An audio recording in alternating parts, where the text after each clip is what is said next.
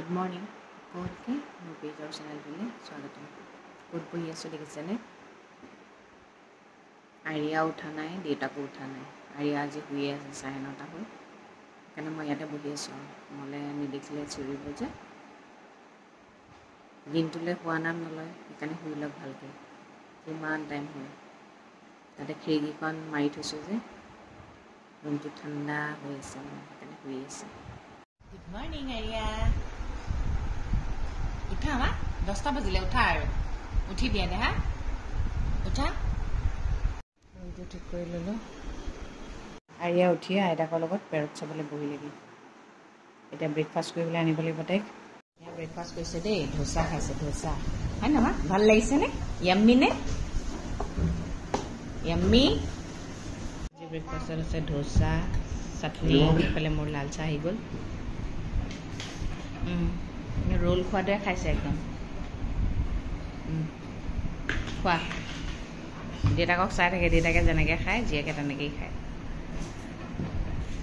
কি ক'ম, কি ভিডিঅ' বনাম ভাবিয়ে পোৱা নাই জানেনে।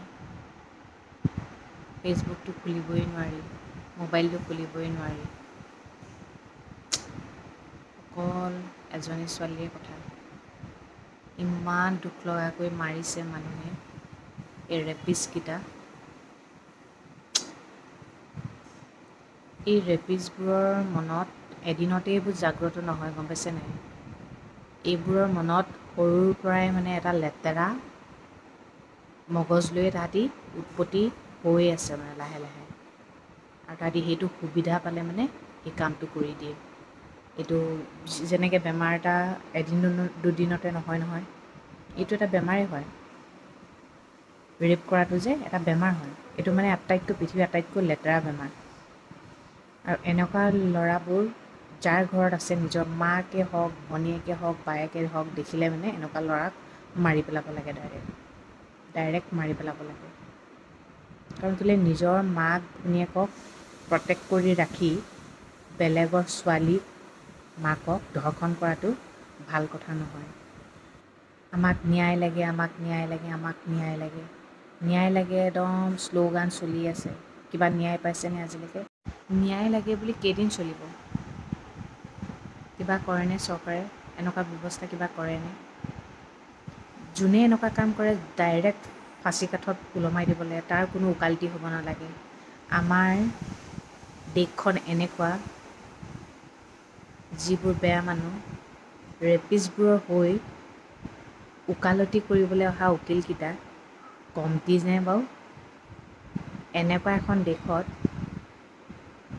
কেনেকৈ আপুনি ক'ব না, কেনেকৈ এনেকুৱা এখন দেশত ধৰ্ষণমুক্ত হ'ব কওক? ৰেপিষ্টকেইটা হৈ ওকালতি কৰিবলৈ আহে উকিলে, নিজৰ জীয়েকৰ ক্ষেত্ৰত কৰিলে মানে কি কৰিব? মুঠতে কিছুমান উকিল আছে অকল পইচা লাগে, পইচা লাগে সঁচাটো মিছা কৰিবলৈ। তাহাঁতৰ কোনো মা বেহেন এইবোৰ দৰকাৰ নাই, পইচা চিনি পায়, পইচা, পইচা চে মতলব। এনেকুৱা নৃশংসভাৱে মাৰিছে।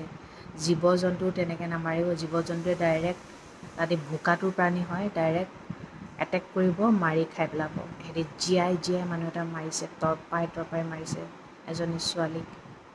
18-20টা মানুহে ৰেপ কৰিছে, চকুৰেদি তেজ ওলাই গৈছে, জীয়াই জীয়াই নখ ছিঙি দিছে, ভৰি মুটুকাই দিছে। 113টা কামোৰা দাগ গাত, চকু মণি ফাটি তেজ ওলাই গৈছে, কিমান কষ্ট পাইছে।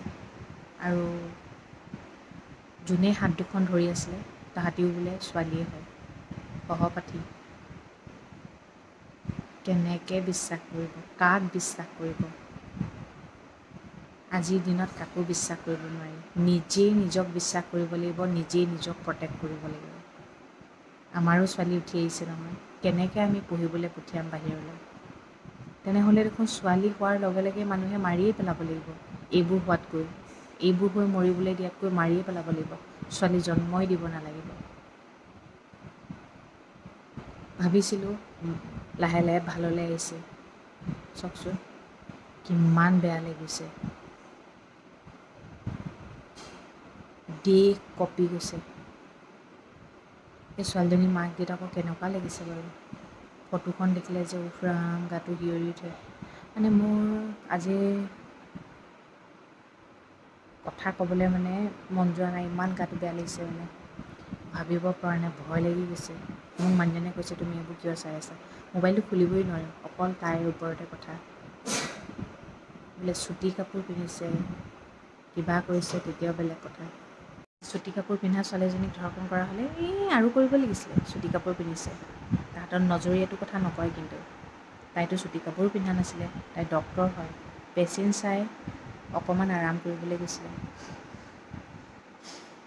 তাহাঁতি এইটো সুযোগ বিচাৰি আছিলে, মানে এইটো কাম কৰিবৰ কাৰণে চাগে। সেইদিনা পূৰা ধুনীয়া সুযোগ পাই গ'ল। ছোৱালীজনী কিমান চাগে আৰ্তনাদ চিঞৰিছিলে বেচেৰীজনী। ভগৱান, যিকেইটাই কৰিছে তাহাঁতক যাতে ডাইৰেক্ট ফাঁচি দিয়ে, ডাইৰেক্ট ফাঁচি দিয়ে। আৰু তাৰ হৈ যোনকেইটা উকিলেও ওকালতি কৰিব নহয়, তাহাঁতকো ডাইৰেক্ট মাৰি দিব লাগে। আৰু মই এটা কথা কওঁ, এইবোৰক নহয় পুলিচৰ হাতত গটাবই নালাগে, ডাইৰেক্ট মানুহে মাক দেউতাকে পাৰিলে মাৰি দিয়ক, মাৰি পেলাব লাগে। এইবোৰ পিছলৈ যে নকৰিব কথা আছে নেকি। আকৌ এটা কৈছে, কমেণ্ট দিছে কি জানেনে, এই 8-9টা যে মানুহ আছিলে তাৰ ভিতৰত যদি মই থাকিলোহেঁতেন, ইমান ধুনীয়া ছোৱালীজনী, কিমান মজা লাগিলেহেঁতেন। এইটোকো মাৰিব লাগে, এইটোক ডাইৰেক্ট গুলিয়াই দিব লাগে। ই মানে সুবিধা চাই আছে, ই চান্স পালেই মানে ছোৱালীক ধৰ্ষণ কৰিবই। আৰু কি কৰিব, ছোৱালীক ক'ত ভৰাই থ'ব, নপঢ়াব নেকি, নুশুনাব নেকি? হা, কাপোৰ পিন্ধিও তত নাই পোৱা। কাপোৰ নিপিন্ধিলেতো বেলেগ কথা বাৰু, কাপোৰ পিন্ধিও তত পোৱা নাই মানুহে। ছোৱালী হোৱাটোৱে পাপ নেকি? এজনী ছোৱালী নিজৰ ঘৰতে ছেফটি নহয়, গম পাইছেনে? এতিয়া কিছুমান দেউতাকো এনেকুৱা আছে, নিজৰ জীয়েকৰ ওপৰতে চকু দিয়ে। তেনেকুৱাই কেছ এটা আমাৰ তাত হৈছিলে। মানে মাকজনী মৰি থাকিলে, ছোৱালী দুজনীৰ লগত দেউতাক আছিলে। ডাঙৰ ছোৱালীজনী জীয়ৰী হ'ল, আৰু এই দেউতাকে বোলে ৰাতি হ'লে তাইক ধৰ্ষণ কৰে। কিন্তু এদিন উপায় নাপায় কৈ দিলেগৈ, আৰু গম পাইছেনে? চাওকচোন, নিজৰ জন্ম দিয়া দেউতাকে নিজৰ জীয়েকক ধৰ্ষণ কৰে। আপুনি কেনেকৈ ক'ব? নিজৰ দেউতাককো বিশ্বাস কৰিব নোৱাৰি। কিন্তু মই সেই বুলি ক'বলৈ যোৱা নাই যে সকলো দেউতাকে তেনেকুৱা হয়। ফেমিলি মানুহক বিশ্বাস কৰিব নোৱাৰে, সেইকাৰণে নিজৰ ছোৱালীক কোনো মতা মানুহৰ হাতত এৰি নিদিব। আৰু যিমান পাৰে নিজেই লগত থাকিব। মানে কেনেকৈ ছোৱালী মানে শান্তিয়ে থাকিব পাৰিব, মানে মই ভাবি পোৱা নাই দেই। বুঢ়ী এজনীকো এৰি নিদিয়ে, জীৱ জন্তু এটাকো মানুহে ৰেপ কৰিবলৈ এৰি নিদিয়ে। মানুহে আকৌ গালি পাৰে জানোৱাৰ বুলি। জীৱ জন্তুৱে তেনেকুৱা কাম কেতিয়াও নকৰে মানুহৰ দৰে। মানুহ জাতটো ইমান পাপিষ্ঠ নহয়, ভগৱান। দিনক দিনে মানে তাহাঁতৰ মানে মগজবোৰ মানে আৰু লেতেৰা হৈ গৈছে। মানে ৰাতিটো ওলাবই নোৱাৰি ছোৱালী,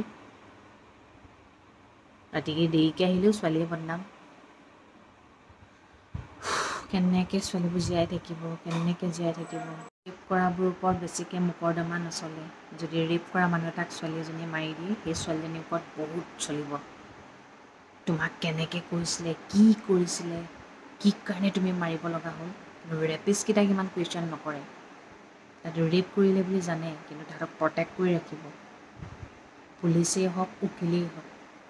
এইখনেই দেশত আমি জীয়াই আছোঁ। স্বাধীন দেশৰ আমি স্বাধীন নাগৰিক বুলি ক'ব। দেশ স্বাধীন হৈ গ'ল, কিন্তু মানুহ, ছোৱালী স্বাধীন হ'ব পৰা নাই।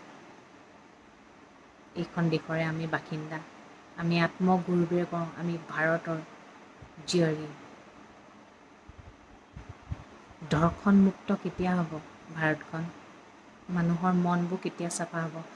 এজনী মাকে এজনী ছোৱালীৰ ওপৰত যিমান মানে শিক্ষা দিয়ে নহয়, যিমান মগজ লগাই এটা ল'ৰাৰ ওপৰত লগাব লাগে। ল'ৰাটো ৰাতি গ'লে একো প্ৰব্লেম নহয়, কিন্তু ৰাতি গৈ ক'ত কি কৰিছে সেইটো মাথা মাৰিব লাগে। ছোৱালীজনী দেৰি হ'লে যে কয় ইমান ৰাতি কিয় আছ, দিনকাল বেয়া। দিনকাল কিয় বেয়া হৈছে? এই ল'ৰাবোৰৰ কাৰণে। নিজৰ ল'ৰাটোক কিয় শিক্ষা দিব নোৱাৰে? তোৰ মা বেহেন যেনেকুৱা, বেলেগৰ ছোৱালীও তেনেকুৱা বুলি কিয় শিক্ষা নিদিয়ে? নিজৰ ছোৱালীৰ ক্ষেত্ৰত কাৰো ওপৰত বিশ্বাস নকৰিব, আৰু সদায় নিজৰ ওপৰত বিশ্বাস ৰাখিব। আমি যে বিশ্বাসী বুলি কাৰোবাৰ ওপৰত এৰি দিওঁ, কোনো বিশ্বাসৰ যোগ্য নহয় আজিকালি, গম পাইছেনে? কিবা এটা হোৱাৰ পিছত কিয় তুমি ধ্যান নাৰাখিলা? কুৱেশ্যন কৰা মানুহ ধেৰ আছে, উত্তৰ দিয়া মানুহ কিন্তু নাপাব। মোৰো এজনী ছোৱালী আছে ভাই, ভয় লাগে এইবোৰ কথা শুনিলে, হয় নহয়? কেনেকৈ শিকাম, কেনেকৈ কৰিম, মানে আমি ভাবোঁ এই বেয়া কথাবোৰ নাজানো, কিন্তু নজনালে জানো হ'ব? পৃথিৱীখনটো সহজ বুলিয়েই জানিব। সেইকাৰণে শিকাব লাগে, নিজৰ ল'ৰা ছোৱালীক শিকাব লাগে। নিজৰ ছোৱালীজনীক যেনেকৈ শিকায় ল'ৰাটোকো তেনেকৈ জ্ঞান দিব, গম পাইছেনে? আৰু এই বেমাৰবোৰ পটককৈ নহয়, লাহে লাহে লাহে লাহে তাহাঁতৰ উৎপত্তি হয়। সেইকাৰণে মাক দেউতাকে ধ্যান দিব লাগে, নিজৰ ল'ৰাই কি কৰে, কি চায় মোবাইলত, কি কৰে, ৰাতি দেৰি হ'লে ক'ত থাকে, কাৰ লগত থাকে, সেইবোৰ মাথা মাৰিব লাগে। অকল এজনী ছোৱালীৰ ওপৰত মাথা মাৰি লাভ নাই, গম পাইছে? যেতিয়াই ল'ৰাবোৰক ধ্যান দিব, শাসন কৰিব, তেতিয়া ছোৱালীবোৰ অট'মেটিকেলি সুৰক্ষিত হ'ব। এই কথাটো মনত ৰাখিব। সঁচাকৈ ভয় লগা কথা। যাৰ ছোৱালী হেৰুৱাইছে তেওঁহে গম পাইছে। আমি মাত্ৰ দুখ অকণমান অনুভৱ কৰিব পাৰিছোঁ। সংগীতকৰ কি অৱস্থা হৈছে ভগৱান, শক্তি দিয়ক, শক্তি। এনেকুৱা মানুহ পালে মই কাটি দুচেও কৰি দিম, কিন্তু কাটি দুচেও কৰি দিম। আজি মোৰ ভিডিঅ' বনাবলৈ মনেই নাছিলে, গম পাইছেনে? ঠিক আছে দিয়ক, দেখিছেই নহয় পৃথিৱীখন দিনক দিনে ক'ৰ পৰা ক'লৈ গৈ আছে। সেইকাৰণে সতৰ্ক হওক, নিজৰ ওপৰত বিশ্বাস ৰাখক। তেনে ৰাখিছোঁ, সদায় কোৱা দৰে কওঁ, ভগৱানে সকলোৱে মংগল কৰক, সকলো সদায় ভালে থাকক। Good night.